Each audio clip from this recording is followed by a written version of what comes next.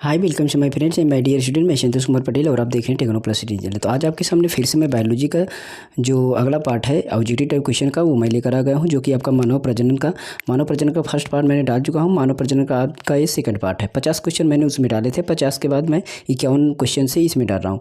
तो आप इस वीडियो को पूरा देखिएगा। 51 के बाद जितने भी क्वेश्चन है इस वीडियो में हम दिखा देंगे, ठीक है। इसके बाद अगला नेक्स्ट पार्ट 4 होगा, ये पार्ट 3 है। बाकी फिजिक्स केमिस्ट्री का भी इसी तरह का ऑब्जेक्टिव टाइप क्वेश्चन 3 पार्ट तक हो चुका है, उसे देख सकते हैं। नीचे डिस्क्रिप्शन में लिंक होगी, सभी टाइप की लिंक है।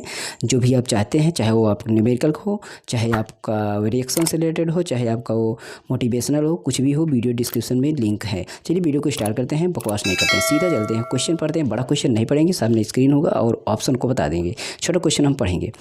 निम्न में से कौन सा जन नियंत्रण में प्रयुक्त यंत्र की अवरोधक है? तो इनमें आपका सही होगा बी मध्यच। देखिए बी ऑप्शन है। उसके बाद आपका 52 नंबर, निम्न से किसमें गमन अत्यधिक घट जाता है? तो गमन किसमें अत्यधिक घट जाता है? वो आपका होता है डी ऑप्शन में, वीर में शुक्राणु की स्वतः गतिशीलता के घट जाने से, ठीक है। अगला ऑप्शन है आपके सामने, ये अगला क्वेश्चन आप पढ़ सकते हैं। और इसमें जो सही होने वाला है ए ऑप्शन सही होने वाला है। कौन सा? A option. ये क्वेश्चन भी आप पढ़ लीजिए। जब संतति की उत्पत्ति एकल जनक द्वारा होती है तब यह क्या कहलाता है? तो पता है, उसे हम अलैंगिक जनन कहते हैं, एसेक्सुअल रिप्रोडक्शन उसको बोलते हैं, ठीक है। उसके बाद आपका है मुकुलन द्वारा जनन किस में होता है? तो मुकुलन द्वारा जन्म आपका ईस्ट में होता है। उसके बाद अगला क्वेश्चन है मानव युग्म में गुणसूत्रों की संख्या कितनी होती है? तो ये तो आपको पता है 23 जोड़े होते हैं, बी ऑप्शन। अंड प्रजनक क्या है? तो आपको पता होगा, ये डी ऑप्शन इसमें सही है, इनमें से सभी।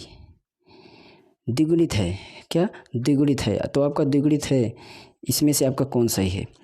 द्विगुणित है आपका इसमें से ऑप्शन नंबर डी युग्मनज। उसके बाद आपका ऑप्शन है, क्वेश्चन है शुक्राणु जनन का नियंत्रण किसके द्वारा होता है? तो आपका ये एंड्रोजन द्वारा होता है, ऑप्शन नंबर सी। अगला क्वेश्चन हार्मोन जो मासिक चक्र से संबंधित ना हो वो आपका होता है डी TSH होता है। उसके बाद नेक्स्ट क्वेश्चन इसमें है आपका मनुष्य में गर्भाधान की अवधि 2 दिनों में कितनी होती है? तो ये आपका लगभग 2705, ठीक है, 2705।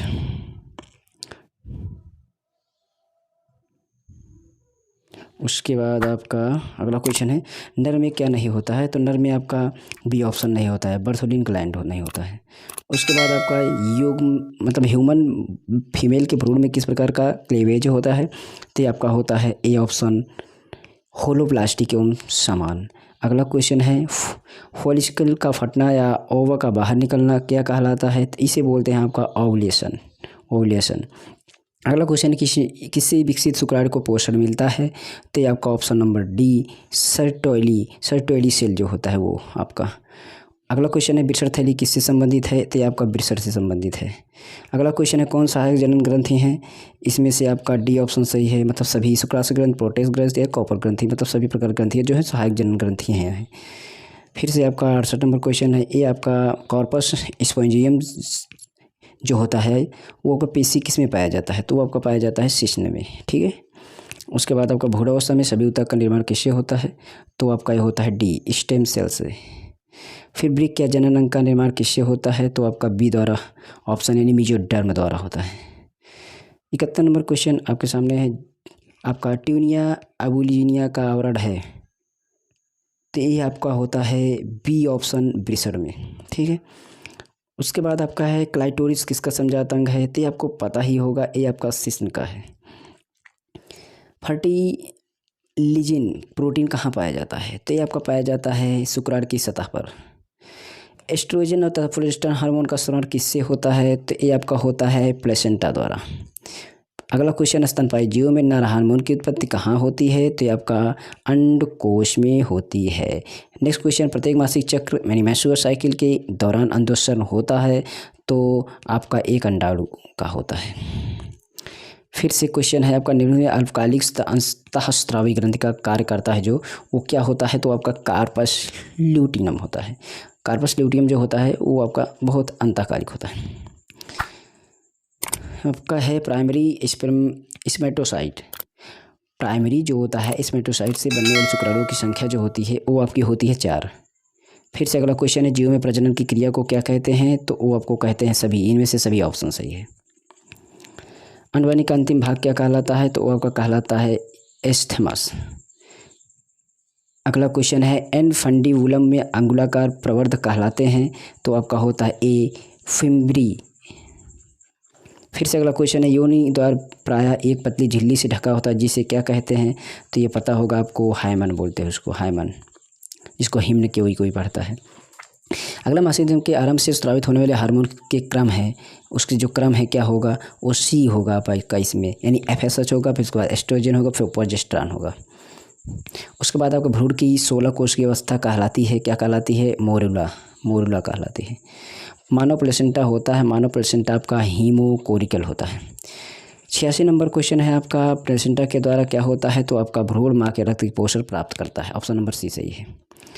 गैमेट निर्माण को क्या कहते हैं? गैमेट निर्माण को कहते हैं गैमेटोजिस। नेत्र लेंस बनता है, नेत्र लेंस कहाँ बनता है? आपका एक्टोडर्म से बनता है। उसके बाद अगला क्वेश्चन है, इसको पढ़ सकते हैं, इसमें सही है आपका डी ऑप्शन सही है। डी ऑप्शन पढ़ कर टिक लगा लीजिए। फिर से नेक्स्ट क्वेश्चन है आपका इम्प्लांटेशन के बाद आपका पास्चुरेशन जो होता है उसका तात्पर्य क्या है? मतलब उसका तात्पर्य है कि जन्म से क्रिया। आपका फॉलिकल का फटना या ओवा का बाहर निकलना पहले ही हो गया, आप समझ सकते हैं। अगला क्वेश्चन देखिए कि विकसित शुक्राणु को पोषण किससे मिलता है? तो आपका मिलता है सर्टोली कोशिका से मिलता है। 93 क्वेश्चन आपका है आपके सामने, वो होता है आपका जो होता है क्रिप्टोसिडिज्म होता है जो ना, उसकी अवस्था वृषण में कब कैसे क्या होती है? तो वृषण में आपका स्क्रोटम जो होता है उसके जाने से असमर्थ होता है तब, ठीक है। उसके बाद आपका अगला ऑप्शन है, अगला क्वेश्चन, मानव में किस कॉर्ड द्वारा वृषण स्क्रोटल जो सैक से जुड़ा होता है उससे, उसमें क्या होता है आपका होता है गुबेरेनुलम होता है, ठीक है। Option number A. फिर से है भ्रूण विज्ञान के जनक को क्या कहते हैं? आपको पता ही है, अरस्तु। और उसके बाद मनुष्य में शुक्राणु नालिका किससे निकलता है? तो वो आपका निकलता है कौडा इपिडिडीमस। Option number A. 97 में आपका कौन सा सही है? 97 में आप पढ़ेंगे मनुष्य के शुक्राणु का संग्रहण किस पोषक तो किस में होता है? तो आपका होता है सी ऑप्शन एपिडिडामिमाइसिस, मतलब इसको बोलते हैं एपिडिडाइमिस। उसके बाद वृषण में हार्मोन स्रावित कोशिका क्या है? वो है आपका लेडिक सेल। उसके बाद 99 है आपका अंडाशय में सर्टोगली कोशिका किस में पाई जाती है? तो आपकी पाई जाती है सी ऑप्शन में, पढ़ लीजिएगा सी ऑप्शन। मानव वीर का पीएच मान कितना होता है? तो आपका पीएच मान होता है 7.3 से 7.5।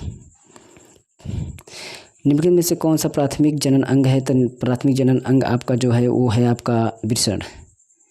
अंडे का जीवन काल कितना होता है? तो अंडे का जीवन काल 24 घंटे होता है। उसके बाद आपका है इस इंडोमेट्रियम होता है उसका आवरण बनता है उसमें आपका गर्भाशय में। फिर से है आपका मादा में कौन सी ग्रंथि प्रोसेस्ट के समजात होती है? तो वो आपकी होती है परायूरिथ्रल ग्रंथि।